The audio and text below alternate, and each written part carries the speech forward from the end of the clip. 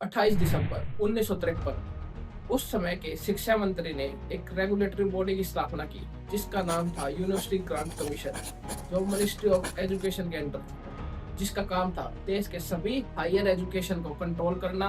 Recently UGC ने 13 जनवरी 2026 को कुछ गाइडलाइन इशू की है, जिसके अंतर्गत promotion of equity in higher education 2026 आता है। यह रेगुलेशन 2012 के रेगुलेशंस को रिवाइज करता है। अब ये गाइडलाइन कुछ कारणों की वजह से कंट्रोवर्सी में आ गई है। पहले आपको बताते हैं इन गाइडलाइंस के अंदर है क्या। इसके तहत हर यूनिवर्सिटी में एक इक्विटी स्क्वाड और इक्विटी कमेटी बनाई जाएगी जो डिस्क्रिमिनेशन के खिलाफ एक्शन लेगी। पॉइंट नंबर 2, जिसमें यूजीसी ने प्रपोज किया है, जो भी वाइस चांसलर की अपॉइंटमेंट होगी सेंट्रल गवर्नमेंट करेगी।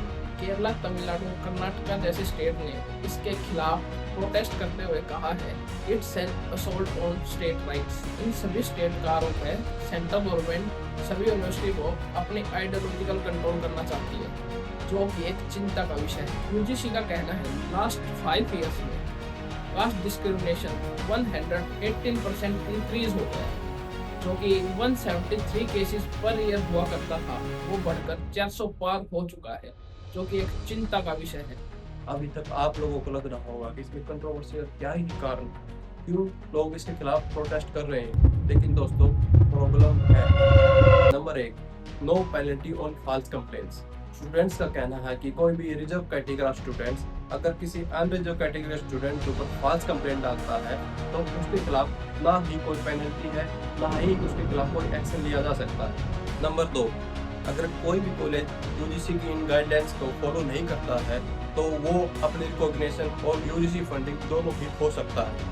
अनरिजर्व स्टूडेंट का कहना है कि ये गाइडलाइन उनके खिलाफ एक लीगल हैरेसमेंट की तरह काम करेगी और गाइडलाइंस के अनुसार अभी वीसी और प्रिंसिपल ऐसे केसेस के लिए फुली रिस्पॉन्सिबल होंगे and there is high chances कि वो अपने कॉलेज की रेपुटेशन और रिकॉग्निशन को बचाने के लिए अक्यूज को बिना किसी फेयर ट्रायल के पनिशमेंट दे सकते हैं। स्टूडेंट्स और पेरेंट्स की चिंता है कि इन गाइडलाइंस का मिसयूज कुछ स्टूडेंट्स विच हंटिंग के लिए भी कर सकते हैं। सबसे ज्यादा कंसर्न पेरेंट्स को यूआर कैटेगरी के गर्ल स्टूडेंट्स के लिए है, जो कि ऑब्वियसली एक चिंता का विषय हो सकता है यूनिवर्सिटी कैंपस में लड़कियों की सिक्योरिटी के लिए। इसको इस तरह से समझते हैं, मान लो कोई एक अनरिजर्व कैटेगरी की लड़की को कोई रिजर्व कैटेगरी का स्टूडेंट परेशान करता है और लड़की उसके खिलाफ आवाज उठाती है तो देयर इज हाई चांसेस कि वो उसको हैरेस करने के लिए एक फॉल्स कंप्लेंट डाल सकता है एससी एसटी डिस्क्रिमिनेशन के खिलाफ। स्टूडेंट्स का मानना है कि कोई इसका यूज अपनी पर्सनल जेलसी और किसी को सोशल डिग्रेड करने के लिए भी इसका इस्तेमाल कर सकता है। One of the most logical argument जो दिया जा रहा है इन गाइडलाइंस के खिलाफ, ये गाइडलाइंस सभी कॉलेज को एक कॉन्टेंट सर्विलेंस जोन में कन्वर्ट कर देंगे, जो कि free separated nature of university life को इम्पैक्ट करेगा।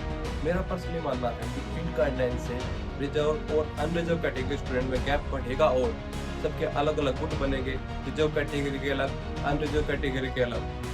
सोचो लाइफ कितनी ज़्यादा फ्रस्ट्रेटेड हो जाएगी जब आप कैंपस में हमेशा अपने आप को किसी सर्विलेंस के अंडर पाओगे। कॉलेज क्लासेस में स्टूडेंट्स को एथिक्स के बारे में पढ़ाना चाहिए, जिससे वह अपने आप को कास्ट बेस्ड डिस्क्रिमिनेशन से दूर रख सकें। लोगों की इसके ऊपर अपने अलग अलग विचार हैं। कुछ लोगों का कहना है कि ये लॉन्ग ओवरड्यू शील्ड है, बल्कि दूसरी जगह कुछ लोगों का कहना है कि एक लीगलाइज वेपन की तरह इस्तेमाल हो सकता है। आप लोगों के इसके बारे में क्या विचार है, कमेंट सेक्शन में जरूर बताना। और जितना हो सके अपने परिवार, फैमिली को जात पात और धर्म से दूर ही रखें। चैनल को सब्सक्राइब करना ना भूलें।